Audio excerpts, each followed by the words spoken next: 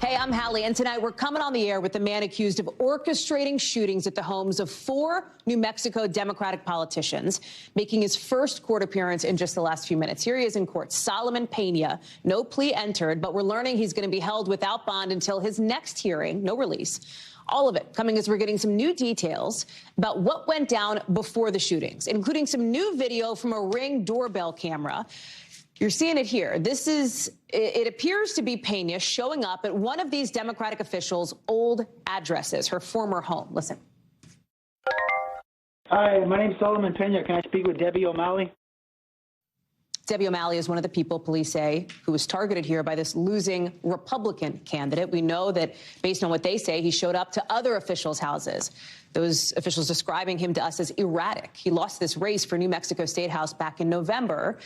I talked to one of the Democrats targeted, State Speaker Javier Martinez. He says it was scary and highlights the danger that a lot of politicians are facing in this country, from the local level to the national. Listen.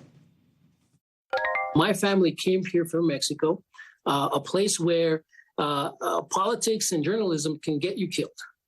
And the fact that this happens not only in our country, but that it happened in our own backyard is terribly disappointing. Our democracy is fragile, and our democracy is not free. Police arrested Pena earlier this week in connection with these shootings, describing him as the ringleader. Officials say he was angry that the election, in his view, was rigged against him. The New Mexico Secretary of State's office tells our team that's not true, that no fraud was found in the state's election. NBC has reached out to Pena's campaign, no response. Vaughn Hilliard is covering this one from on the ground for us in New Mexico. Vaughn, talk us through what we just saw in court, and importantly, what is going to come next here for Solomon Pena? Right. That initial court appearance just wrapped up not too long ago, Hallie, and he has so far not entered a plea here at this time. There is no cash bail here in New Mexico, and the judge is holding him without bond here at this time. His next court appearance is scheduled for February 1st. And we should note the investigation continues around the broader shootings here, politically, potentially motivated shootings. There are deep allegations that run throughout that arrest warrant here that leaves a lot of open doors about other players that may have been involved in this alleged scheme. One of the things that I think keeps coming to light, Vaughn, as there's more and more reporting about this, is how much worse this could have been in New Mexico, with police saying that there was a bullet, we talked about this, that landed in the bedroom of a 10-year-old daughter of one of these people, so close it got sheetrock dust onto this little girl's face.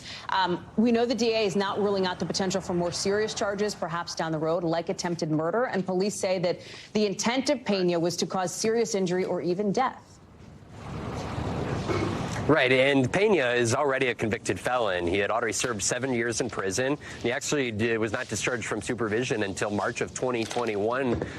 So he announced his bid, lost his bid by nearly 50 percentage points. But then you saw over the course of the next 2 months, he clearly, if the prosecutors are able to prove their case, went out and tried to overturn the election, not only through providing evidence, what he claimed to be evidence, through local officials to try to not certify the election, but then through intimidation. At the bare minimum, that's what this is. There are 15 counts that have been so far filed against him, including being a felon with a weapon.